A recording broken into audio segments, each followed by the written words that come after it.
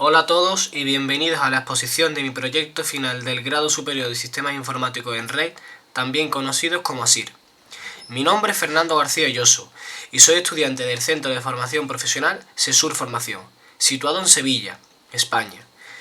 El proyecto se basa principalmente en que a partir de una Raspberry Pi 4 la he querido implementar como servidor NAS con Torrent y Samba y configurar un servicio Jellyfine con Docker, monitoreado todo con la herramienta NetData, para tener un acceso centralizado y eficiente al contenido multimedia desde cualquier dispositivo conectado a la red.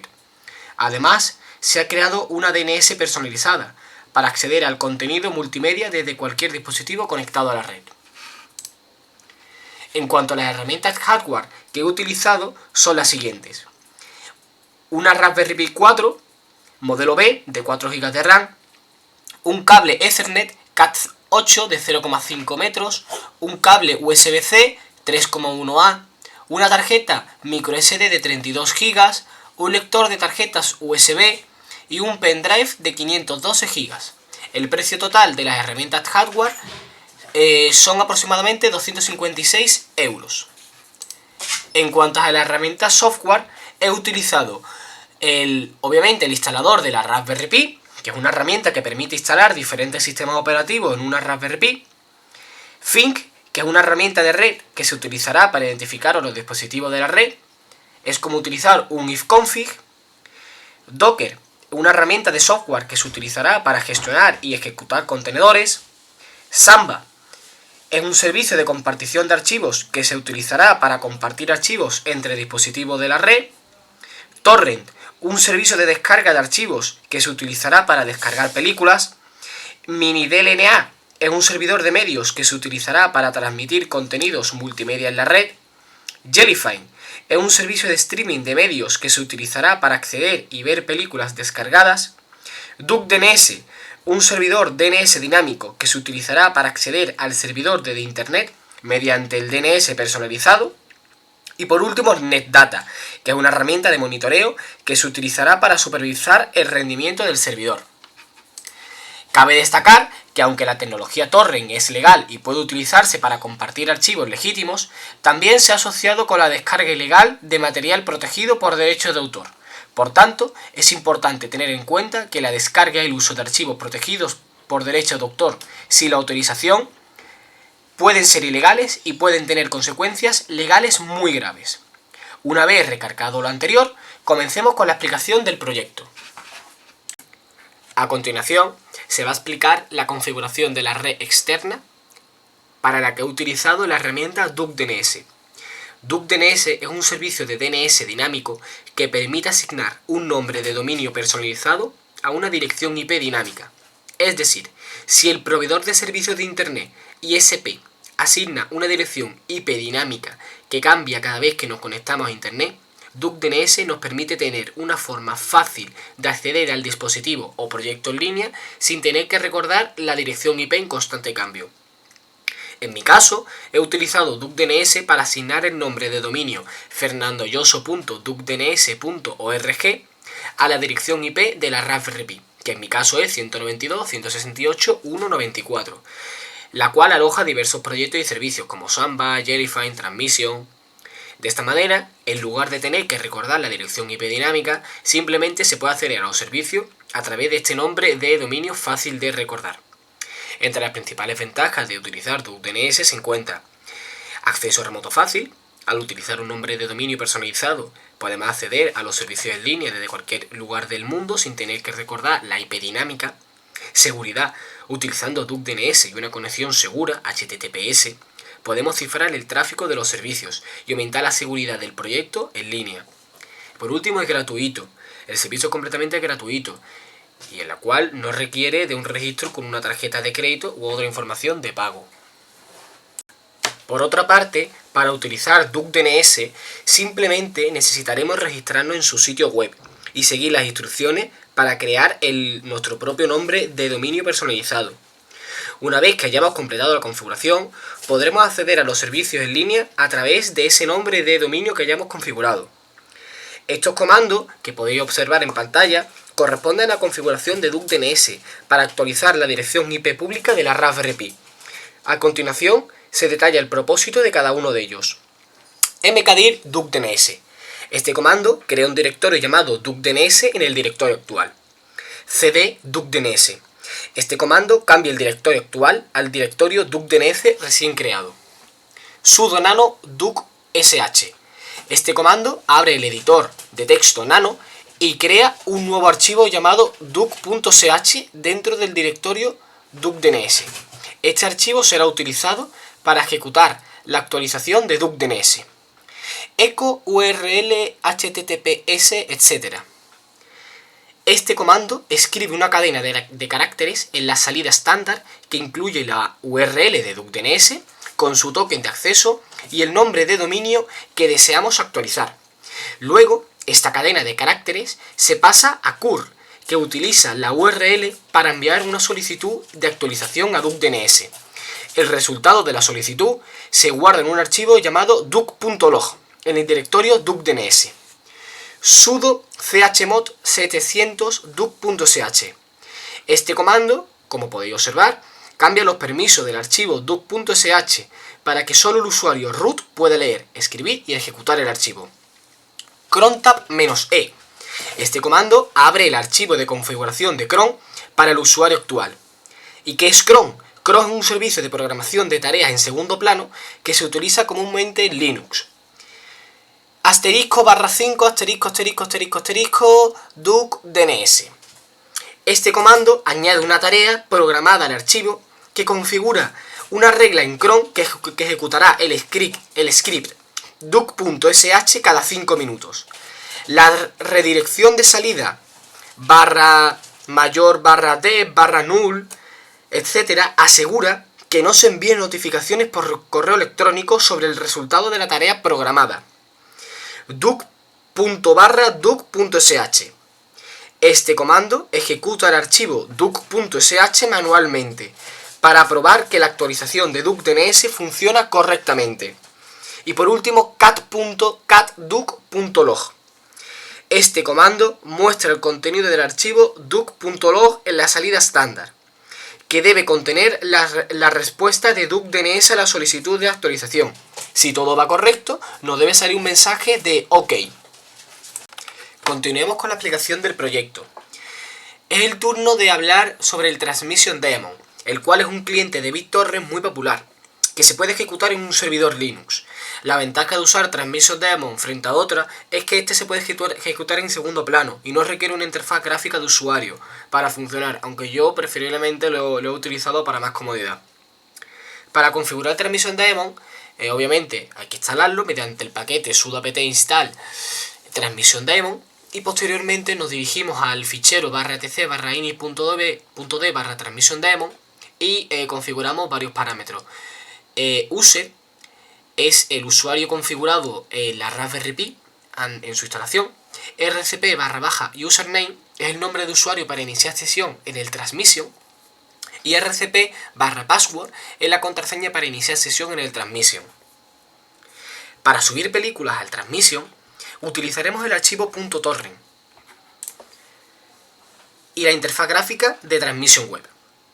Se puede acceder mediante la IP de nuestra Raspberry Pi, que en mi caso es la 192.168.1.94, y el puerto 9091, que es el de Transmission, o mediante el DNS que antiguamente hemos configurado. Vamos a ello. Vamos a primero abrir una terminal.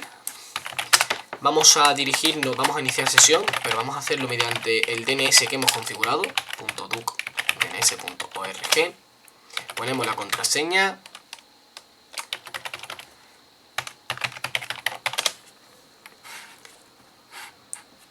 Y efectivamente estamos ya dentro, ¿no? Efectivamente. Posteriormente vamos a dirigirnos a una terminal y vamos a escribir fernandoyoso.duckdns 9091. Esta es la interfaz gráfica de Transmission, en el cual, ponemos el usuario que hemos configurado, el RCP username y el RCP password, y podemos ver las películas que están aquí. Vamos a eliminar esta. Podemos eliminarlas todas. Estas son películas que he ido probando. Vamos a subir una película. Por ejemplo, yo aquí tengo una película llamada BBB/Sunflower, esto es Big Bang Bunny. ¿Vale? Podemos comprobar que aquí yo he guardado todas las películas en el directorio /mnt/disco/descargas. Y aquí, como podéis comprobar, aquí no hay ninguna película que se llame Big Bang Bunny, ni BBB Sunflower, etc. Lo que sí podemos comprobar es que aquí hay una carpeta que se llama /temp, en la cual esta carpeta, a la hora de cuando yo subo una película, para ahorrar espacio en el disco y tal, la película a la hora cuando se está subiendo aparecerá en el directorio /mnt/disco/descarga/temp, y cuando ya se haya subido completamente la película, la película se pasa automáticamente al directorio mnt disco descargas, donde se encuentran todas las películas. Vamos a ello. En la esquina superior izquierda, aquí podemos visualizar un icono parecido a una carpeta. Clicamos y elegimos los archivos. En mi caso, vamos a irnos a descargas, donde está aquí, BBB Sunflowers. Efectivamente, vamos a decirle que el destino va a ser MNT disco descargas, que es donde queremos que se guarde la película, y le damos a upload.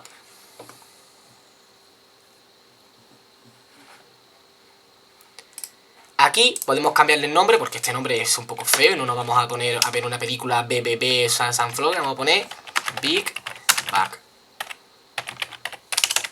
Bunny.mp4 y se estará subiendo la película. Como podemos observar, aquí aparece en el directorio temp, aparece como la película se está subiendo, y cuando ya complete la subida, digámoslo así, aparecerá en este directorio. Voy a cortar un momento el vídeo y cuando se suba del todo, lo continúo. Bueno, continuamos con el vídeo. Parece ser que ya se está terminando de subir la película Big Bang Bunny. Y preguntaréis, ¿por qué tarda? Y tal. Bueno, pues esto puede tardar por diversos factores. Algunos de ellos pueden influir en el tiempo de subida, que incluye la velocidad de conexión de internet, la calidad de la película, la capacidad del hardware. Estamos hablando de una Raspberry Pi, no estamos hablando de un PC de 16 GB de RAM ni nada, es una Raspberry Pi. Bueno, parece ser que aquí ya se ha subido, cuando está en verde se ha subido, y si le hacemos vamos a hacerle un clear, y si le hacemos un ls, efectivamente aquí podemos observar que Big Bang Bunny se ha subido. Entonces la película Big Bang Bunny ya estaría, y si por ejemplo ya estaría subida, y si por ejemplo en el directorio temp ahora mismo actualmente no tenemos ninguna película en proceso de subido. Expliquemos qué es Samba. Samba es una herramienta de software libre que nos permite compartir archivos e impresoras entre diferentes sistemas operativos en una red. Fue desarrollado originalmente para sistemas Unix y es compatible con Windows, Linux y MacOS, entre otros sistemas operativos. En general, Samba actúa como un servidor de archivos que permite que los dispositivos en una red compartan archivos y carpetas. En mi proyecto, he configurado Samba en una Raspberry Pi para compartir películas y series almacenadas en un disco duro externo con otros dispositivos de la red, como mi PC y mi televisión. La configuración de Samba en mi Raspberry Pi es muy sencilla. Primeramente he instalado Samba mediante el comando sudo apt-get install samba common bin. Posteriormente me he dirigido al archivo de configuración de Samba /etc/samba/smb.conf, y al final del archivo he pegado estos parámetros que podéis observar en pantalla, que son líneas de configuración para la carpeta compartida en Samba. Vamos a hacer una demostración. Recordáis que anteriormente en el vídeo de Torrent hemos subido la película Big Bang Bunny. Bueno, Nos dirigimos al explorador de archivos, este equipo, conectar unidad de red, ponemos la letra que queramos, yo en mi caso voy a poner la S porque estoy en Sevilla, y ponemos la dirección IP de la Raspberry Pi.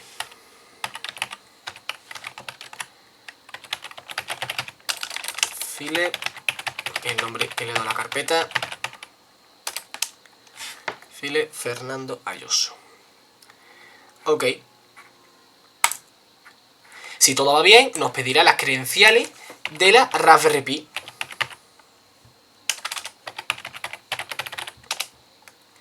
Y como podéis comprobar,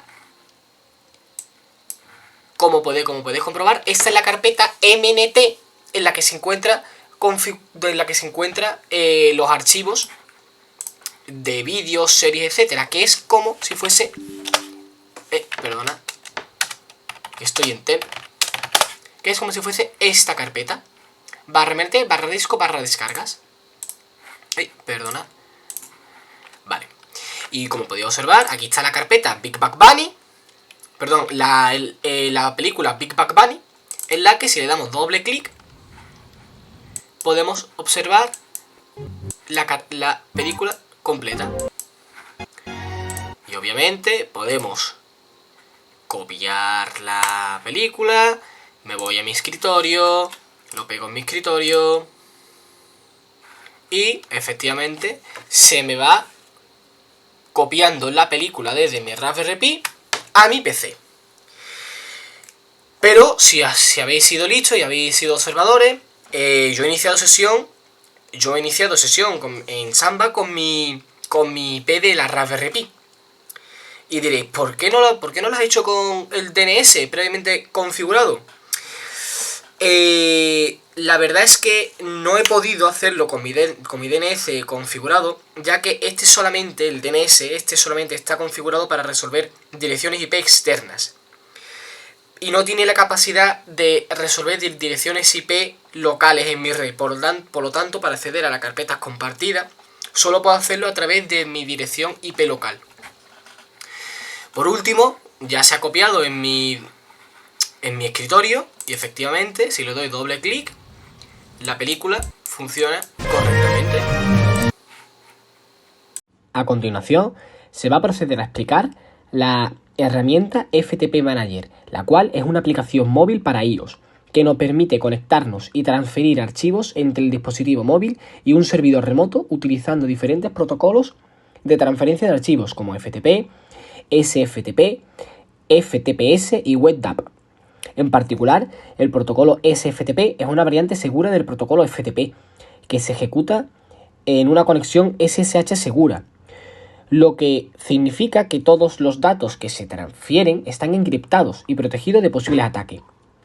Para crear una nueva conexión, le damos al más, SFTP, el nombre a mostrar, vamos a poner un nombre para ver nosotros la conexión, vamos a poner como ruta.dns.org, el puerto por defecto es el 22 para las conexiones SFTP, la ruta vamos a poner la que todos conocemos, /descargas, y le damos a guardar. Como veréis, se ha creado una conexión. Si le damos a Raspi, ponemos las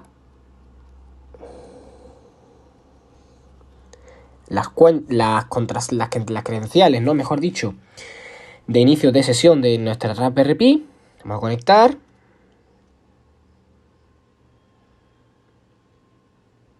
Y como podemos comprobar, estamos dentro de la carpeta /MNT, /disco, /descargas.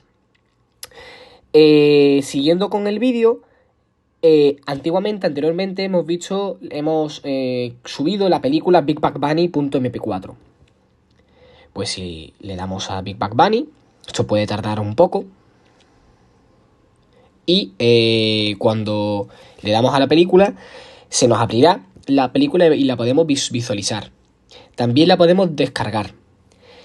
Como yo le he dado a visualizar, porque le he dado un clic, pausaré el vídeo y cuando se termine de descargar esta película, de cargar, digamos, esta película, continuaré con el vídeo. Bueno, pues va a finalizar el proceso de carga de la película y como podemos observar, la película se reproduce de forma óptima y en muy buena calidad. Además, la película la podemos descargar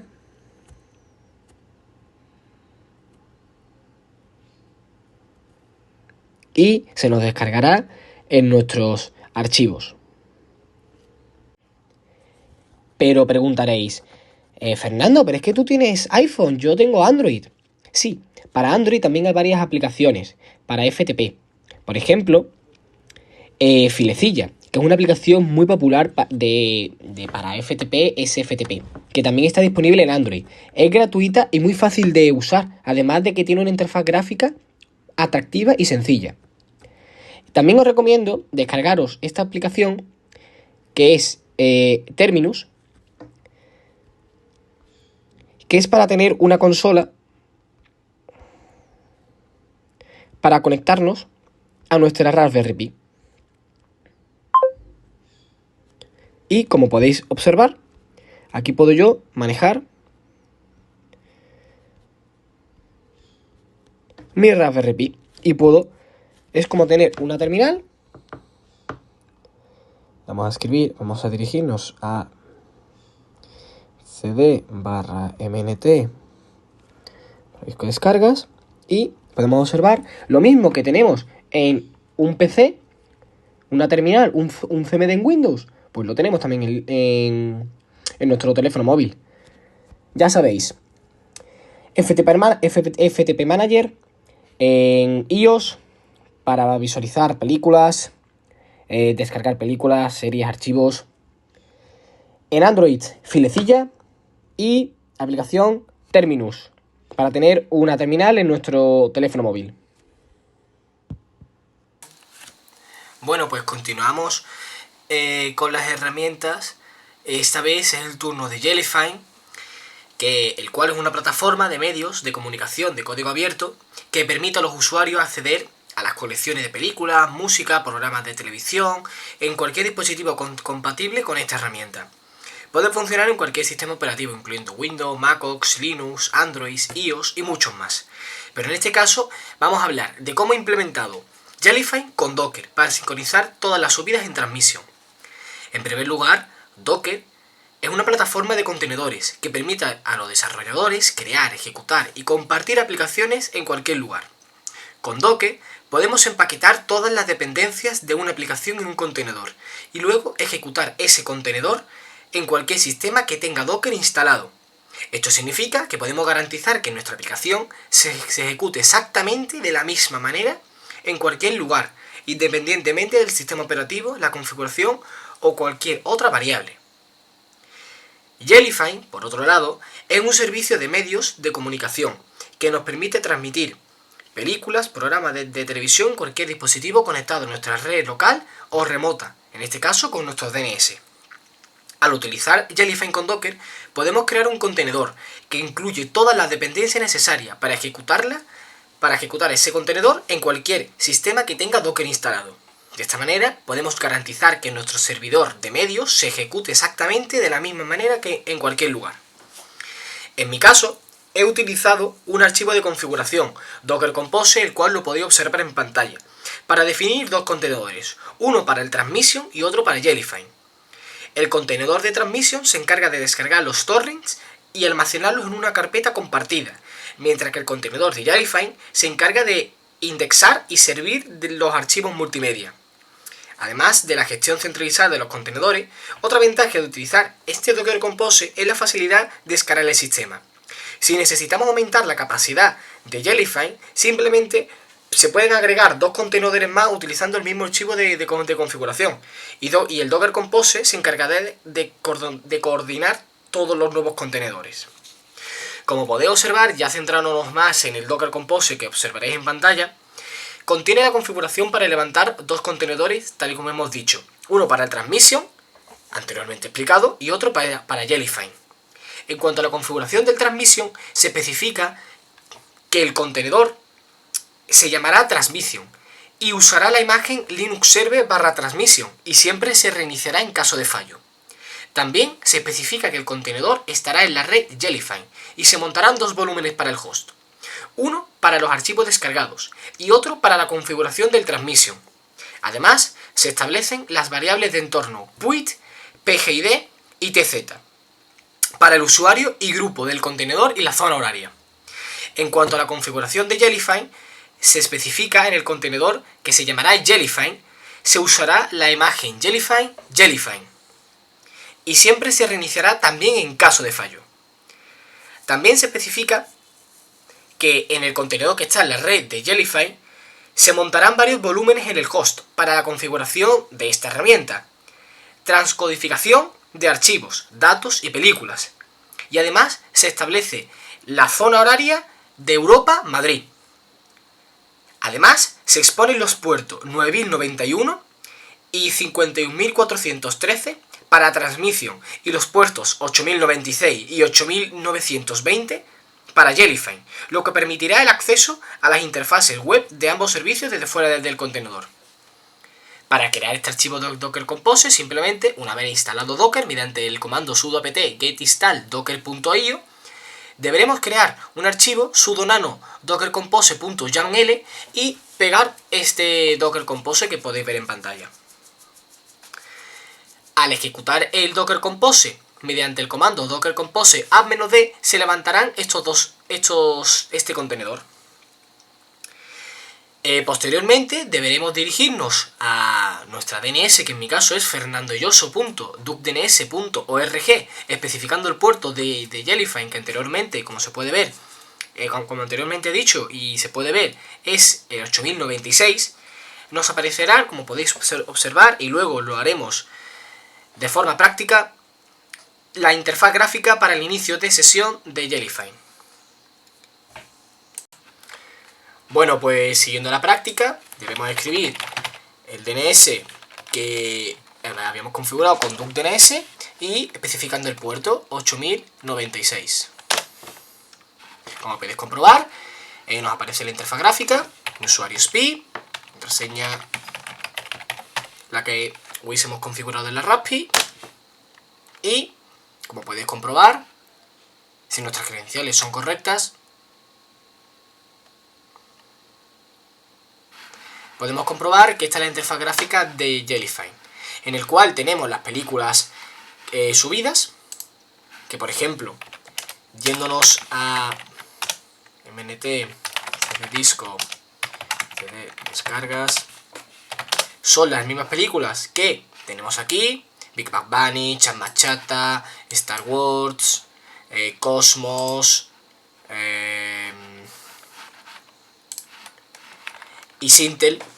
Y posteriormente, claro, en Jellyfine podemos tener diferentes opciones. Tened en cuenta que primero, esta es la cuenta de administrador. Esta cuenta tiene que ser privada, esta cuenta no la podéis compartir. Por eso, al clicar sobre los tres puntitos en cualquier película, podemos eliminar medios, podemos editarlo, tenemos aquí las opciones para el panel de control, ajustes. Estos son opciones que no deberían salir en un usuario que no tenga permiso de administrador. Bueno, vamos paso a paso. Primero, con las películas, que se pueden hacer, obviamente reproducirlas. Vamos a reproducir la película que subimos en el vídeo, que es Big Bang Bunny. Podemos descargar la película. Eliminar medios no. Vamos a descargar la película. Se descarga la película. Podemos, por ejemplo, irnos a panel de control y podemos crear bibliotecas para añadir películas, música, series y la ruta que queramos. Podemos también crear usuarios. ¿Cómo se le crea un usuario? Nombre de usuario,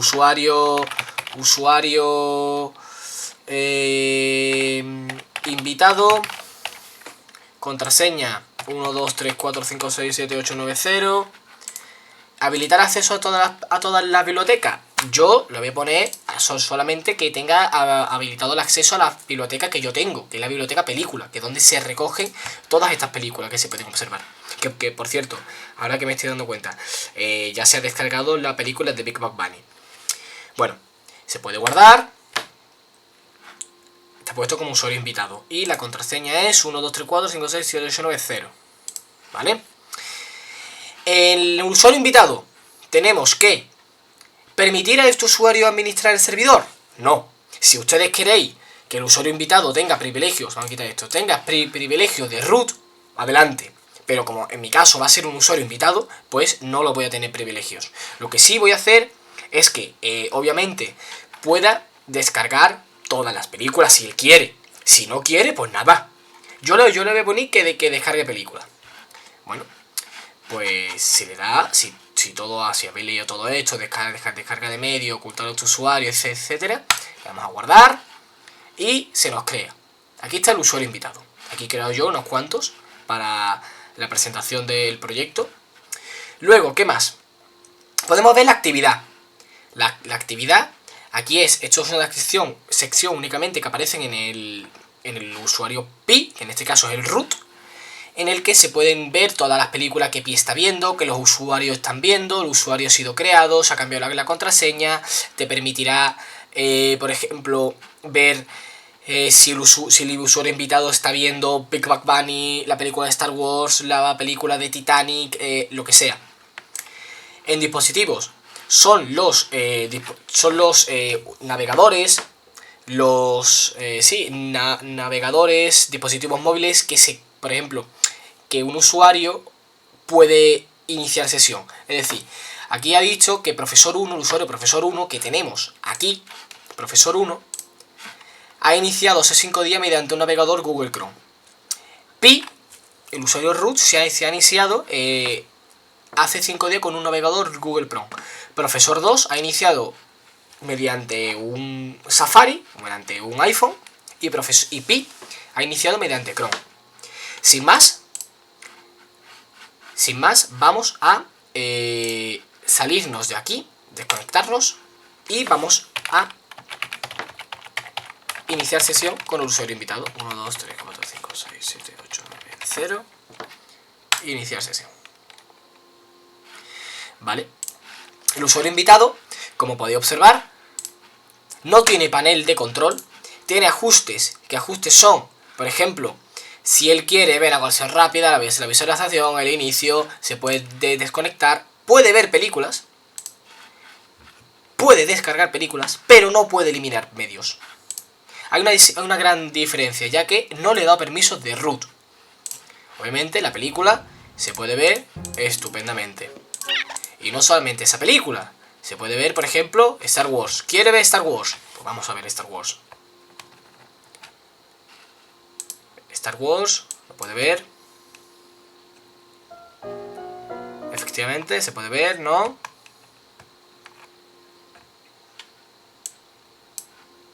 Bueno, sí se puede ver. Posteriormente, ¿os acordáis que en el usuario root Pi, mejor dicho, podía ver el registro de actividad? Bueno, pues vámonos al usuario Pi. Volvemos al usuario Pi.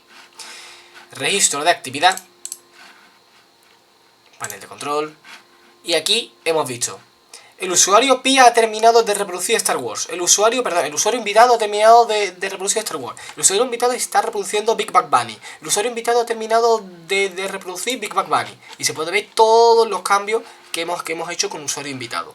Además de podemos mandarle un mensaje a los usuarios. Si aquí, por ejemplo, tuviese un dispositivo, un usuario activo, por ejemplo, el usuario invitado, yo podría decirle, hola usuario, ¿cómo estás? Y se lo envío. Obviamente me estoy enviando a mí mismo, esto no sería lo suyo. Para la última parte del proyecto he utilizado la herramienta NetData para monitorear la CPU, la RAM y la variación de la CPU mientras se realiza una serie de tareas comunes en el sistema, como ver una película, subirla o descargarla. Para hacer esto necesitaba una forma de monitorear el rendimiento del sistema, para asegurarme que no se sobrecargase. Para hacerlo utilicé NetData, que es una herramienta de monitoreo en tiempo real, que me permitió supervisar la CPU, la RAM y la variación de la CPU. NetData es una herramienta de monitoreo, de código abierto, que permite una gran variedad de sistemas operativos, como Linux, FreeBSD, MacOS. Para comenzar a usar NetData, en la Raspberry Pi simplemente he utilizado el comando bash que se puede observar en pantalla, el cual es un script de arranque kickstart que se ejecuta en la shell de bash para descargar e instalar automáticamente la última versión de NetData. Después de su instalación, se puede acceder a la interfaz web de NetData desde cualquier navegador y ver los datos en tiempo real, mediante el puerto 19.999. Para ello vamos a realizar un ejemplo de cómo conectarnos en tiempo real. fernandoyoso.ducdns 19.999. Efectivamente, esta es la interfaz gráfica de NetData y como podéis observar, se está monitoreando desde que inicié la Raspi. Bueno, pues vamos ahora a reproducir una película.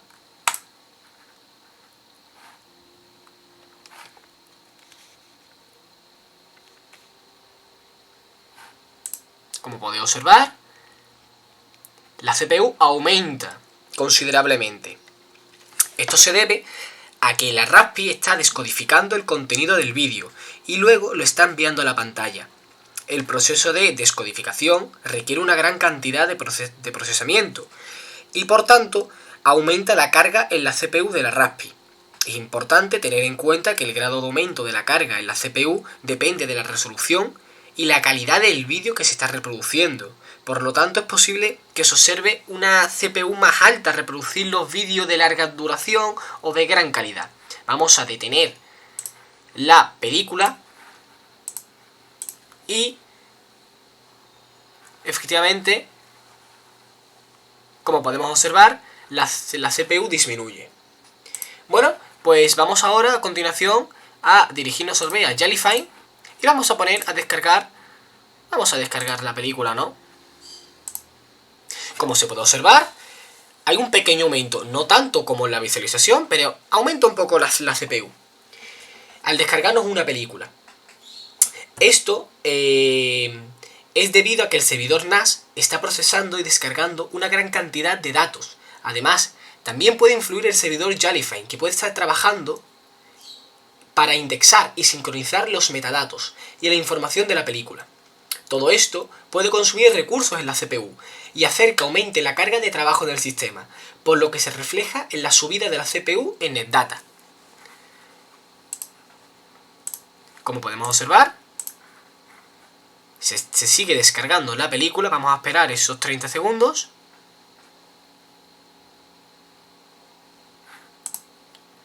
Esto continúa la CPU variando sus intervalos.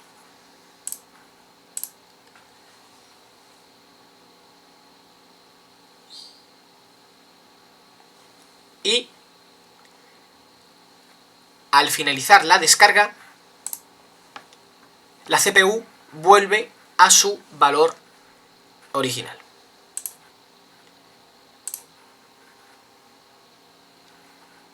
Y aquí ya se puede observar la película. Por último, destacar que el comando sudo /opt /netdata /usr /sbin /netdata -d se utiliza cuando el servicio NetData no termina de arrancar o se debe ejecutar en segundo plano. El comando inicia la ejecución del servicio NetData en modo daemon, en segundo plano. Es decir, este comando lo utilizaremos porque a veces NetData no carga su framework del todo, entonces hay que forzar en segundo plano su arranque. Por tanto, podemos tener un cmd con el comando sudo opt netdata y otro cmd con nuestro Linux corriendo en nuestra Raspi. Por último, antes de terminar este vídeo, me gustaría daros las gracias por visualizarlo, en el cual he explicado mi proyecto final, en el que he implementado un servidor NAS con Torrent y Samba en una Raspberry Pi 4 Todo ello junto con un servidor Jellyfin con Docker monitoreado con NetData. El proyecto quedará subido a GitHub en el enlace que podéis observar en pantalla. Muchas gracias.